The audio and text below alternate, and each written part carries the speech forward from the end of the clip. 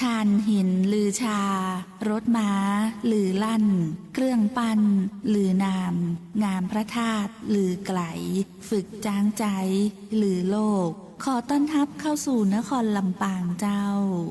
FM 97 MHz สวท ลำปาง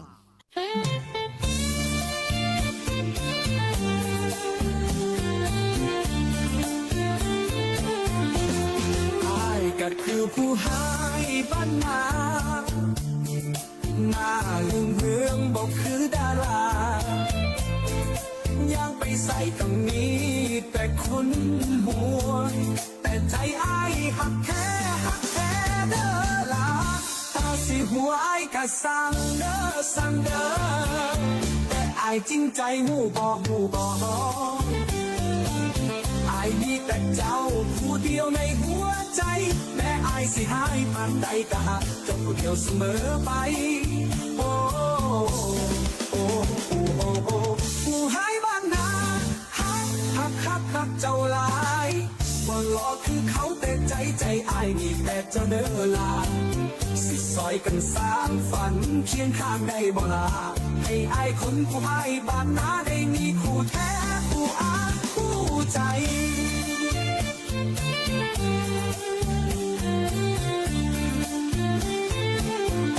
อายบ่มีรถบ่มีเงินล้านมีแต่ควายคู่ใจอยู่กลางนาสิพาเจ้าเฝ้าอย่าเลี้ยงควายมีความแค้นให้เจ้าพักเงาเจ้าสิหัวไอ้ก็สั่งเด้อ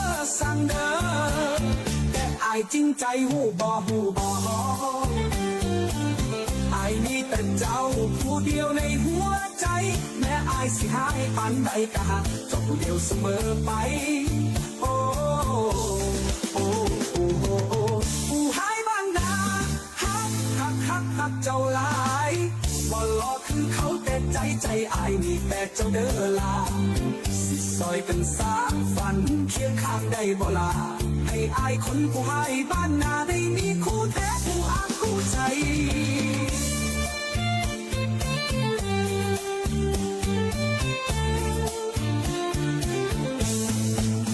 อายบ่มีรถบ่มีเงินล้านมีแต่ควายคู่ใจอยู่กลางนาสิพาเจ้าเฝ้าอย่าเลี้ยงควายมีห้อมแขนให้เจ้าพักอย่างเหงาลูกเจ้าสิหัวไอ้ก็สั่งเด้อแต่ไอ้จริงใจหูบ่ไอ้มีแต่เจ้าผู้เดียวในหัวใจแม้ไอ้สิหายปานใดก็หักเจ้าผู้เดียวโอ้ผู้หายบ้านนาฮักเจ้าหลายบ่หลอกคือเขาแต่ใจอายนี่แต่เจ้าเด้อลาสิซอยกันสร้างฝันเคียงข้างได้บ่ลาให้อายคนผู้หายบ้านนาได้มีคู่ฮักคู่แท้คู่ใจ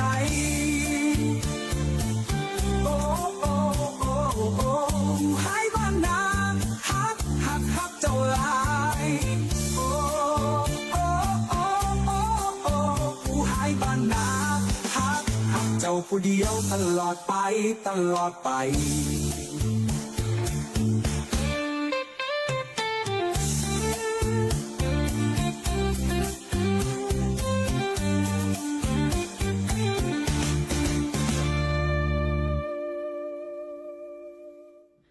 สวัสดีเจ้า 97 เรดิโอมาแล้วเจ้า แอลชุติการเหล่าชัย รายงานตัวตอน 11 โมงเจ้า 11 โมงถึงเที่ยงเนาะที่เราอยู่ด้วยกันเจ้ากับข่าวสารนโยบายภาครัฐสู่พี่น้องประชาชนตลอดถึงในช่วงของหูตันสื่อนะเจ้ากับน้องๆนักศึกษาฝึกงานวิทยาลัยอาชีวศึกษาลำปางนะเจ้าอยู่ด้วยกันวันนี้เขามีความสุขนักเจ้า0542245556จ้องต่างในการติดต่อสื่อสารถึงกันคุณผู้ฟังเจ้าอยากฟังเพลงอะไรหยังที่เป็นแนวลูกทุ่งชั่วโมงนี้ได้เลยเนอะ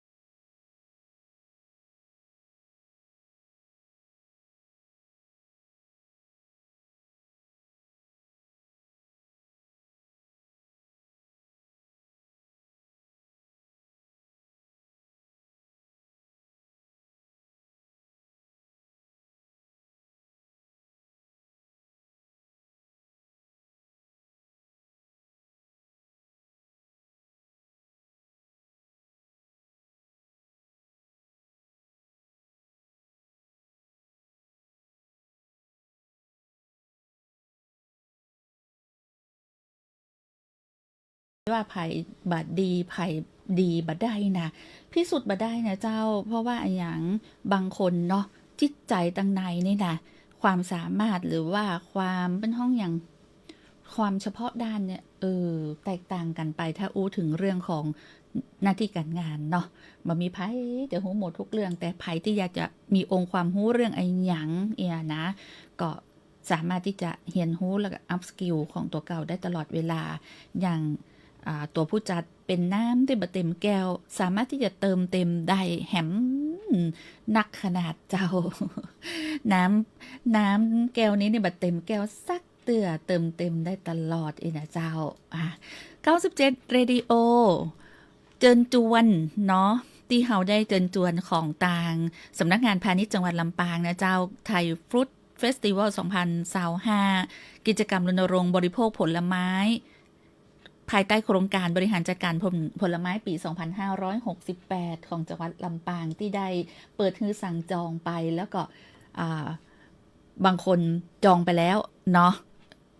มาถึงตอนนี้จะบอกว่าสถานที่ท่านได้สั่งจองเงาะกามังคุดก็ดีนะเจ้ากับทางสำนักงานพาณิชย์จังหวัดลำปางเนี่ยก็สามารถที่จะไปฮับสินค้าที่ท่านสั่งจองได้2จุดด้วยกันนะจุดแรกก็คือฮับที่สำนักงานพาณิชย์จังหวัดลำปางจุดที่2ที่กาดนั่งก้อมแอดหนองกระทิงเจ้าที่สำนักงานพาณิชย์จังหวัดลำปางเนี่ยฮับในวันศุกร์ที่27ก็คือวันพุธเนาะวันพุธไปฮับได้ตั้งแต่10โมงถึง4โมงครึ่งเนอไผที่สั่งจองไว้นะจุดที่2ที่สามารถที่จะไปฮับได้ก็คือที่กาดนั่งก้อมแอดหนองกระทิงนะเจ้ากาดนั่งก้อมแอดหนองกระทิงตั้งแต่8โมงถึงบ่าย2เนาะหรือว่าบัตรตันได้สั่งสักกรรมจะไปซื้อได้ก็ได้เจ้านะไปที่กาดนั่งก้อมเลยเนอวันเสาร์วันอาทิตย์นี่นะ28 29อันนี้คือ2จุดที่เป็นจุดฮับสินค้าของต่างสำนักงานพาณิชย์จังหวัดลำปางที่ได้เชิญชวนให้สั่งจองเนาะสนับสนุนอุดหนุนผลไม้ไทยกับพี่น้องชาวสวนผลไม้เป็นเงาะเกรดส่งออกเนาะที่บอกว่าตะกร้าหนึ่งเนี่ย6กิโลตัวกันนะ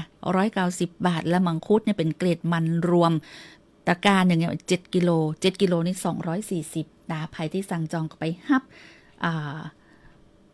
เงาะกับมังคุดที่ท่านสั่งจองได้ทั้ง2จุดเนอะเริ่มตั้งแต่วันพุธเจ้าวันพุธวันที่27นี่ก็คือฮับได้ที่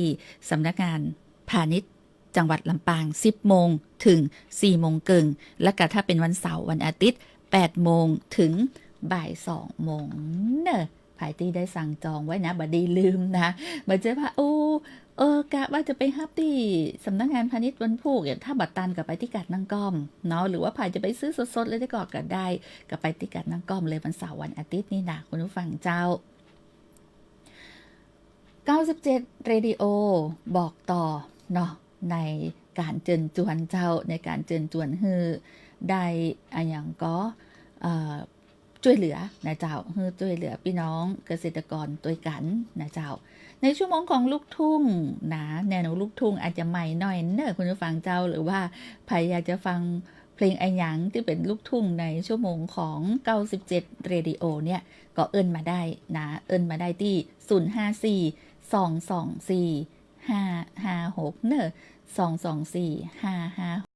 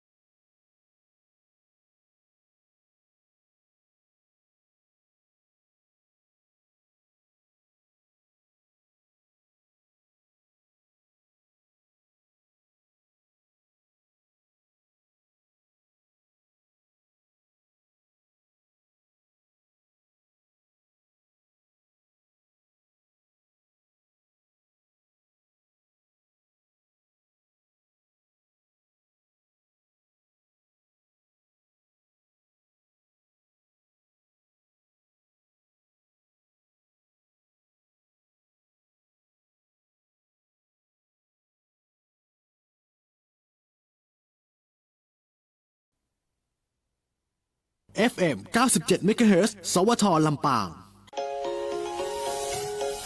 ช่วงข่าวสารชลประทาน 97 เรดิโอในช่วงของข่าวสารชลประทานลำปางเจ้ากับเรื่องของสถานการณ์น้ำประจำวันติดตามใดเนาะขอบคุณเจ้าดีเจเกมยุ้ยบอกว่าผลไม้ของพาณิชย์ง้อมังคุดเนี่ยยังสั่งจองได้เรื่อยๆเนอะวันนี้ก็ยังสั่งจองได้อยู่นะเจ้า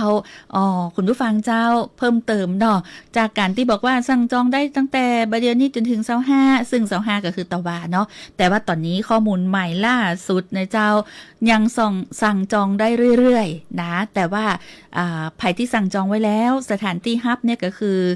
สำนักงานพาณิชย์จังหวัดลำปางวันพุธ 10 โมงถึง 4 โมงเกิงส่วนที่กัดนั่งก้อมเนาะตรงกับวันเสาร์วันติดพอดีเลยกับไปฮับที่สวนสาธารณะหนองกระทิงกัดนั่งก้อมได้นอนแล้วก็ยังสั่งซื้อได้ตัวนะถ้าไปที่ฮั่นนะเจ้า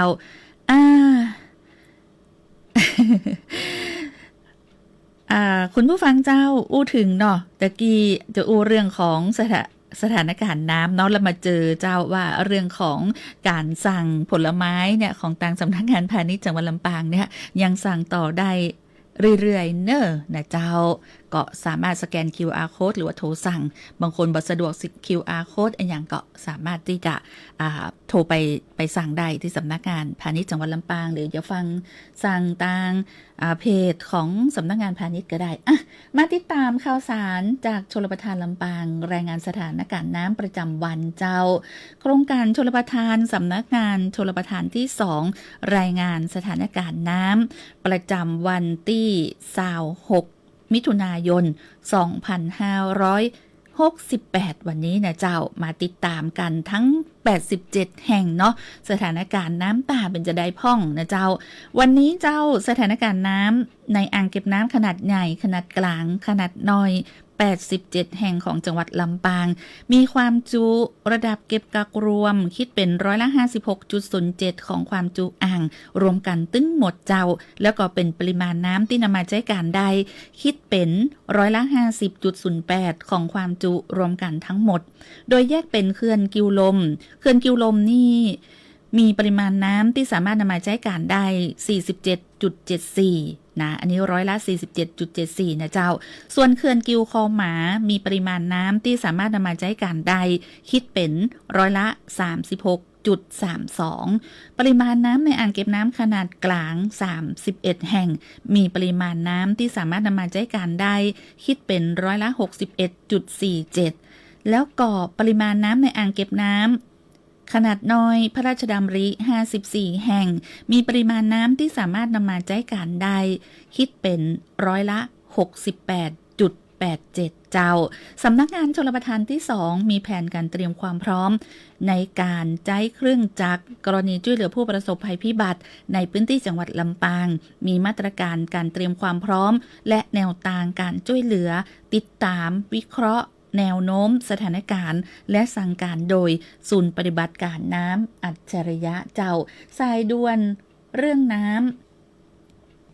1460เด้อเจ้าติดตามข่าวสารชลประทานได้ใหม่ทางสถานีวิทยุกระจายเสียงแห่งประเทศไทยจังหวัดลำปาง FM 97 MHz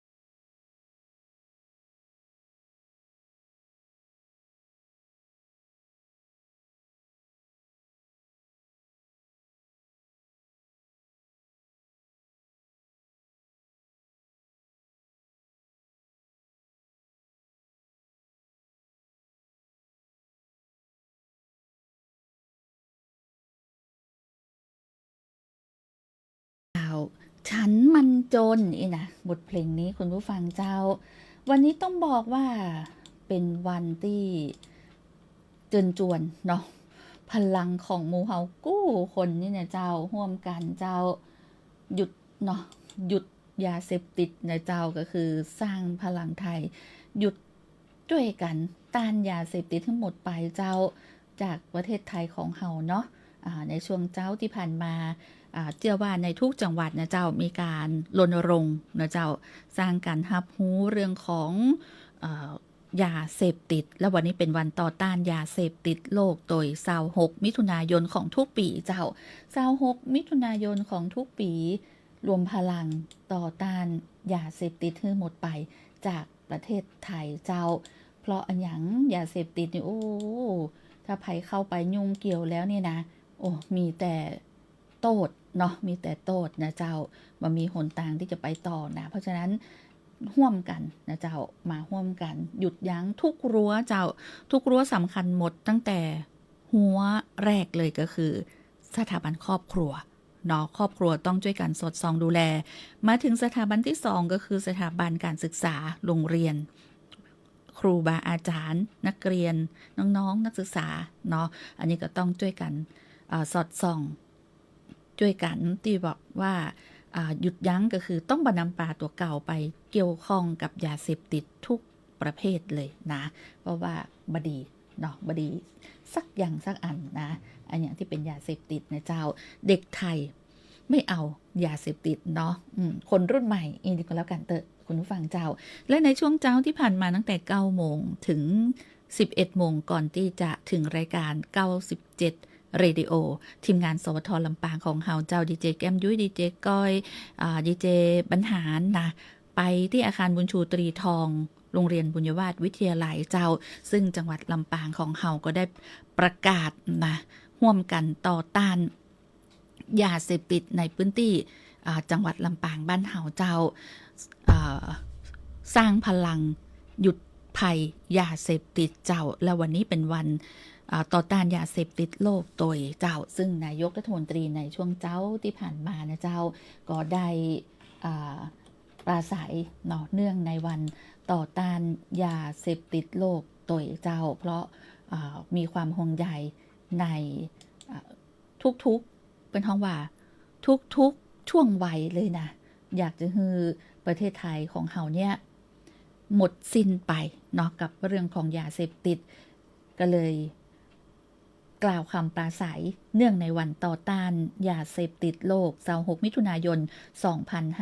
2568ประกาศเจตนารมณ์ขจัดยาเสพติดให้หมดไปเชิญชวนพี่น้องประชาชนกู้คนร่วมพลังปกป้องสังคม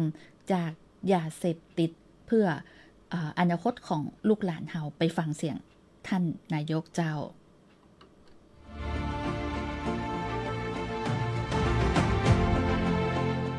พี่น้องประชาชนชาวไทยที่รักทุกท่านที่ประชุมสมัชชาสหประชาชาติมีมติกำหนดให้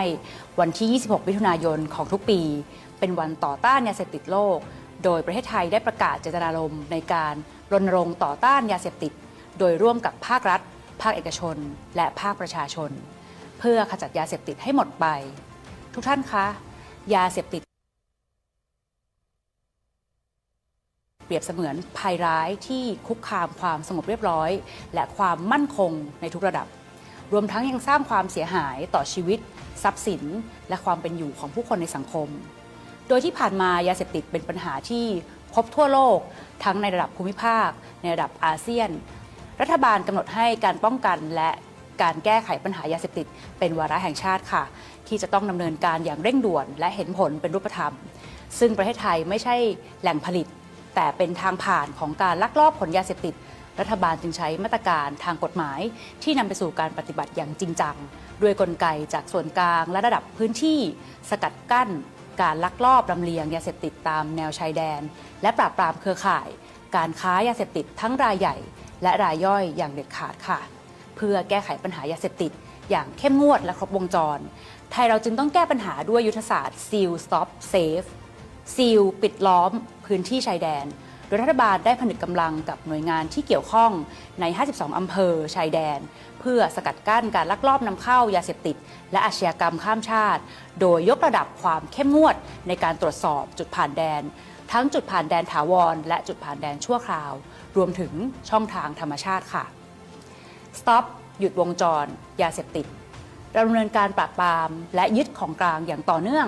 โดยหลักฐานเชิงประจักษ์ที่พิสูจน์ได้คือ ราคายาบ้าในตลาดมืดเพิ่มขึ้น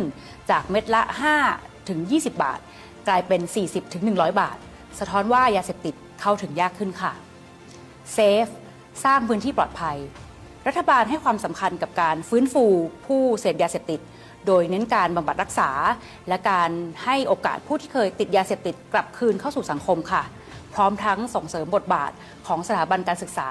ให้ปลูกฝังความรู้เกี่ยวกับพิษภัยของยาเสพติดแก่เยาวชน ตลอดจนสร้างความรู้ความเข้าใจที่ถูกต้องให้กับประชาชน เพื่อไม่ให้เข้าไปเกี่ยวข้องกับยาเสพติดไม่ว่าจะเป็นการค้าการเสพและไม่ตกเป็นเหยื่อของขบวนการค้ายาเสพติดค่ะ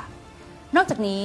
เราจะต้องอาศัยความร่วมมืออย่างเข้มแข็งของฝ่ายปกครอง ผู้ใหญ่บ้านกำนันในอำเภอผู้ว่าราชการจังหวัด ซึ่งเป็นอำนาจสำคัญในการเฝ้าระวังดูแลความปลอดภัยของทุกคน รวมไปถึงหน่วยที่เล็กที่สุดในสังคม นั่นก็คือครอบครัวค่ะ ต้องเป็นกำลังสำคัญในการสร้างสังคมให้ปลอดภัย ในนามของรัฐบาลดิฉันขอขอบคุณทุกภาคส่วนที่เกี่ยวข้องทั้งภาครัฐ ภาคเอกชน และพี่น้องประชาชนคนไทย ที่ร่วมมือกันดูแลสังคมของเราอย่างเข้มแข็ง เพื่อให้ลูกหลานของเราและสังคมไทยปลอดภัยจากยาเสพติด พร้อมกันนี้ขอเป็นกำลังใจให้แก่ผู้เข้ารับการบำบัดรักษาทุกคนที่จะได้กลับไปใช้ชีวิตอย่างปกติสุขในสังคมต่อไปค่ะ เนื่องในโอกาสวันต่อต้านยาเสพติดโลกประจำปี 2568 ดิฉันขอเชิญชวนพี่น้องประชาชนทุกคนตระหนักและร่วมกันรวมพลังเข้ามามีส่วนร่วมในการป้องกันและแก้ไขปัญหายาเสพติดภายใต้แนวคิด Stop Drugs Start Power สร้างพลังไทยหยุดภัยยาเสพติดร่วมกันปกป้องสังคมจากยาเสพติดเพื่อชีวิตที่ดีของลูกหลานเรากันนะคะ ขอบคุณค่ะ ข่าวปลอมคืออะไร ข่าวปลอมคือข่าวที่ไม่เป็นจริง ไม่มีข้อเท็จจริงเพียงเล็กน้อย หรือไม่มีข้อมูลตามจริงเลย ไม่สามารถตรวจสอบแหล่งที่มาของข้อมูลได้ โดยเรามีวิธีการหยุดข่าวปลอม3วิธีดังนี้ 1. เช็คให้ชัวร์ก่อนแชร์ เช็คดูแหล่งที่มาและความน่าเชื่อถือ 2. ตรวจดูให้ดีอาจมีการบิดเบือนเนื้อหาข่าว 3. ตรวจเช็คและเปรียบเทียบข่าวจากแหล่งที่มาอื่นหรือสอบถามผู้รู้ แค่นี้เราก็จะป้องกันข่าวปลอมได้แล้วใจละต้องดึงสตินะเจ้าเขาก็จะป้องกันข่าวปลอมได้วันนี้นะเจ้าในช่วงของหูตันสื่อข่าวแต้ข่าวปลอมข่าวบิดเบือนเจ้าดีเจน้องจูนหนึ่งฤทัยเบญจมาศน้องๆจากวิทยาลัยอาชีวศึกษาลำปางเนาะสับเปลี่ยนกันมาอูเอิญข่าวสารร่วมกันต่อต้านข่าวปลอมแอนตี้เฟกนิวเจ้าวันนี้เป็นข่าวแต้ข่าวปลอมเรื่องอันหยังไปติดตามกับน้องจูนเจ้าวันนี้เป็นข่าวปลอมนะคะ การบินไทยเปิดเว็บไซต์ใหม่ให้ซื้อตั๋วโดยสารในราคาพิเศษ นักเดินทางต้องระวัง บริษัทการบินไทยจำกัดมหาชนได้ออกมาเตือนว่าเว็บไซต์ดังกล่าวเป็นเว็บไซต์ปลอมที่เลียนแบบและแอบอ้างโดยใช้ชื่อเป็นสายการบินไทยและใช้ URL ที่คล้ายกับของจริงเพื่อหลอกลวงให้ประชาชนซื้อบัตรโดยสารผ่านเว็บไซต์ดังกล่าวทั้งนี้เว็บไซต์ทางการของบริษัทมี2ลิงก์เท่านั้นคือ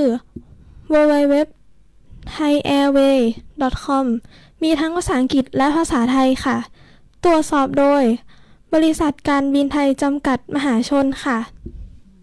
อันนี้คือข่าวปลอมนะเจ้าร่วมกันต่อต้านข่าวปลอมได้นะเจ้ากับ97 Radio สวท ลำปางเจ้าFM 97 MHz สวท ลำปางคุณผู้ฟังอยากฟังเพลงอันหยังโอ้วันนี้บ่มีใครอยากฟังเพลงอันหยังเลย วันนี้เป็นวันพิเศษเนาะทุกคนให้ความสำคัญกับครอบครัวอยู่กับครอบครัวเนื่องในวันต่อต้านยาเสพติดโลกเนาะ26 มิถุนายนวันนี้เนาะไผ่ๆกะฮักครอบครัวโดยเฉพาะน้องๆเยาวชนเนาะอยากจะฮือห้องเป็นห้องว่า ห่างไกลเนาะบดีเข้าไปใกล้บดีเข้าไปแตะต้องนะบดีนำปลาตัวเก่าเข้าไปอยู่ในวงจรของยาเสพติดอาจจะเข้าไปอยู่บนหูตัวแต่คนที่บ่ฮู้คนที่เป็นห้องว่าคนที่เสพเนี่ยถือว่าเป็นผู้ป่วยนะถ้าเข้าสู่กระบวนการบำบัดรักษาเนี่ยท่านไม่ได้มีประวัติอย่างนะเจ้าเพราะท่านเป็นผู้ป่วยที่จะต้องได้รับการดูแลนะเจ้าและก็สังคมต้องให้โอกาสกับคนที่เป็นท้องว่าอย่างกับตัวกับใจเนาะลงผิดไปละนะเจ้าอันนี้เราต้องให้โอกาสคืนคนดีสู่สังคมโดยนะเจ้า Stop Drug Start Power สร้างพลังไทยหยุดภัยยาเสพติดเนื่องในวันยาเสพติดโลกในวันนี้เจ้าแสดงความฮักกับทุกคนเนาะถึงแม้ว่าคนคนนั้นเป็นจะลงผิดไปแล้วก็ตามเราต้องให้อภัยสังคมต้องให้อภัยคนฮักต้องให้อภัยนะครอบครัวมาอันดับแรกเลยเนาะเป็นกำลังใจให้กู้คนเนอ FM 97 MHz สวทลำปาง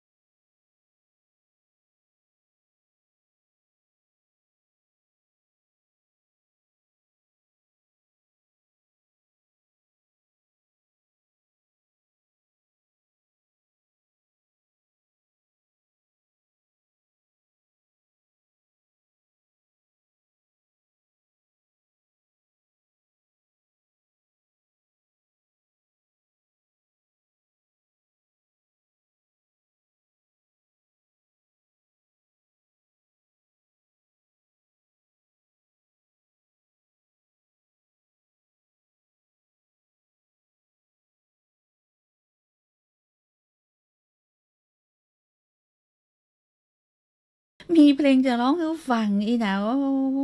ก็นึกว่าเป็นเพลงที่ว่าสมัยที่น้องแอมเป็นสาวฮุ กลายเป็นเพลงคนรุ่นใหม่ไปยานะเป็นจังหวะจะอี้ไปเนาะ ขอบคุณมากคุณผู้ฟังตัวเนอร์ขอบคุณนะเจ้าไอ้หนุ่มกอค่ะแล้วก็คุณผู้ฟังทุกเสียงทุกสายตัวที่บทเพลงกันเข้ามาเนาะวันนี้นอกเหนือจากจะเป็นวันต่อต้านยาเสพติดโลก26มิถุนายนของทุกปีแล้วยังเป็นวันสุนทรภู่ตัวนะเจ้าซึ่งสุนทรภู่นี่ไพ่บอกฮู้นี่ก็คือบัจใจลายละเนาะเพราะว่าแล้วเราเห็นหนังสือนี่เขาก็จะฮู้ละว่าวันสุนทรภู่ผลงานของสุนทรภู่กวีสีแผ่นดินของไทยนะมีเรื่องอันยังพ่องนี่นะที่จำได้จนถึงประเดี๋ยวนี้คือพระอภัยมณีเนาะเป็นนิทานด้วยนะแล้วมีนิราศอินหนาวนิราศภูเขาทองนิราศเมืองแกลงสุภาษิตสอนหญิงเนาะแล้วก็บทเสภาเรื่องขุนจ้างขุนแผนนี่นะอันนี้เป็นผลงานของสุนทรภู่ซึ่งก็เป็นชีวิตกวี4แผ่นดินเนาะแล้วผลงานนี่ก็ทรงคุณค่ากันหลายเรื่องเลยนะที่ได้อู้ไปนะเจ้าแล้วก็อู้ถึงแล้วสุนทรภู่เนาะก็มีผลงานในเจิงประจักษ์แล้วก็ได้รับยกย่องเป็นเชคสเปียร์แห่งประเทศไทยนะหลังจากที่เราตั้งกรุงรัตนโกสินทร์4 ปีเจ้าแล้วก็ได้เข้ารับราชการเป็นอารักษ์ราชสำนักในรัชสมัยพระบาทสมเด็จพระพุทธเลิศล้านนภาลัยเนาะบางคนนี่จะมาเป็นบทกลบทกวีเลยนะวันนี้วันสุนทรภู่เนาะบ่ว่ากันเจ้านอกเหนือจากจำง่ายโดย26มิถุนายนวันต่อต้านยาเสพติดโลกวันสุนทรภู่นะเจ้ามีสองอย่างเนาะที่เป็นความสำคัญที่เราจะจดจำได้ง่ายเลยนะเจ้าสำหรับ26มิถุนายนเนาะ97 Radio สวทลำปาง FM 97 เมกะเฮิรตซ์นะเจ้าวันนี้นะเจ้าภารกิจนายกรัฐมนตรีเนาะลงพื้นที่นะเจ้าที่สระแก้วติดตามผลกระทบนะเจ้าการปิดด่านชายแดนไทยกัมพูชาและการเร่งมาตรการช่วยเหลือพี่น้องประชาชนที่ได้รับผลกระทบนะเจ้าอันนี้ก็ติดตามได้เนาะทางเพจของกรมประชาสัมพันธ์เพจไทยกู้ฟ้าได้หมดเลยหรือว่าแม้แต่เพจของสวทลำปางที่เราแชร์มาคือได้ติดตามก่อติดกันลงพื้นที่ในพื้นที่จังหวัดสระแก้วที่มีการติดตามผลกระทบปิดด่านชายแดนไทยกัมพูชาของนายกรัฐมนตรีในวันนี้นะเจ้า97 Radio ข่าวสารนโยบายภาครัฐสู่พี่น้องประชาชนติดตามรับฟังได้วันจันทร์ถึงวันศุกร์เด้อคุณผู้ฟังเจ้า11 โมงถึงเที่ยงเนาะเดี๋ยวให้คุณผู้ฟังพักกินข้าวตอนเที่ยงก่อนแล้วก็มาปากันในช่วงของสื่อศิลป์ถิ่นล้านนากันต่อนะเจ้าในช่วงนั้นจะเป็นช่วงกำเมืองล้วนๆเนาะบทเพลงก็เป็นบทเพลงกำเมืองกึดไว้ล่วงหน้าเลยเนอะว่าอยากจะฟังเพลงอะไรอย่างที่เป็นบทเพลงกำเมืองหรือว่าศิลปินคนเมืองเจ้าเนาะแล้วก็แม่ตอนนี้กินอะไรยังก็กึดถึงคนอู้เตนะกินเพื่อนน้องแอลแล้วเนอะอีนะก็จะได้อิ่มไปตัวเจ้าขอบคุณจัดนักในการติดตามรับฟังโชคดีมีความสุขกู้คนสวัสดีเจ้า